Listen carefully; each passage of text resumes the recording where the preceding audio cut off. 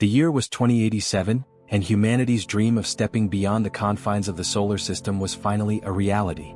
The ship, Odyssey One, a shining emblem of human ingenuity, had crossed into the unknown, the vast stretch beyond Pluto where stars turned from distant pinpricks into something reachable.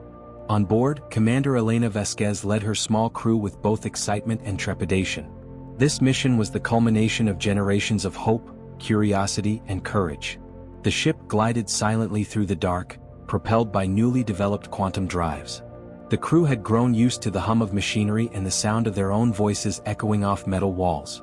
Days turned into weeks until one morning, something happened that would alter history forever. "Commander, you've got to see this," called out Specialist Arjun Patel from his station.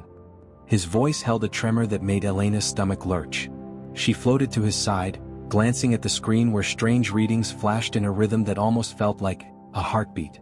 "It's not a star," Arjun said, pointing at the unusual signals. "It's something else.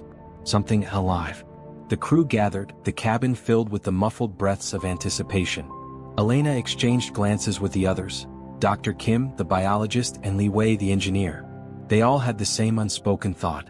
They were not alone. "Take us closer but keep shields up," Elena ordered, her voice steady despite the adrenaline coursing through her veins. The crew watched as the ship closed the distance between them and the mysterious signal. Before them, emerging from the darkness, was something magnificent, a structure floating in the void, glowing faintly. It was a web of crystalline strands, each shimmering with its own iridescence. The structure seemed to breathe, expanding and contracting like the lungs of an enormous creature. The crew stared, awestruck, as the ship approached the edge of the glowing lattice. Suddenly, an unfamiliar voice crackled through their comms system. It wasn't words, not at first, but sounds that resonated, a harmonious vibration that filled the cabin, reverberating deep within their chests. It was a greeting, of that Elena was sure. "It's trying to communicate," Dr. Kim whispered, her eyes wide with wonder.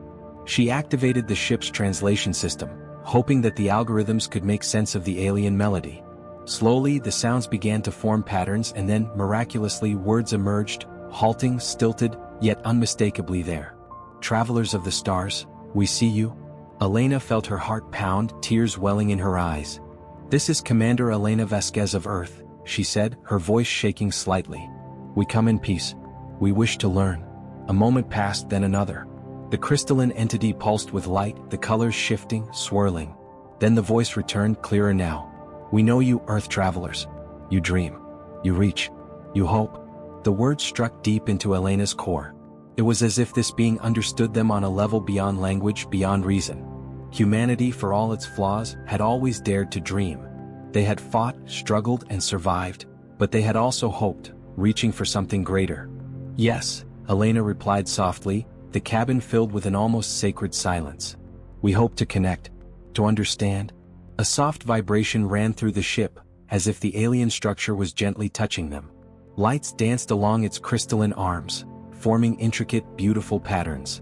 "Come," the voice said, resonating through the crew. "Learn, share, grow." Elena looked at her crew, seeing the same mix of fear and exhilaration reflected in their eyes. They were explorers, venturing into an unknown that held not only danger, but beauty and possibility. "Prepare for contact," she said, her voice carrying a mix of command and reverence. This was what they had come for, not just the discovery of new worlds, but the chance to share in something larger, something that would forever expand the boundaries of what it meant to be human. As the crew moved to initiate contact, Elena allowed herself one small smile.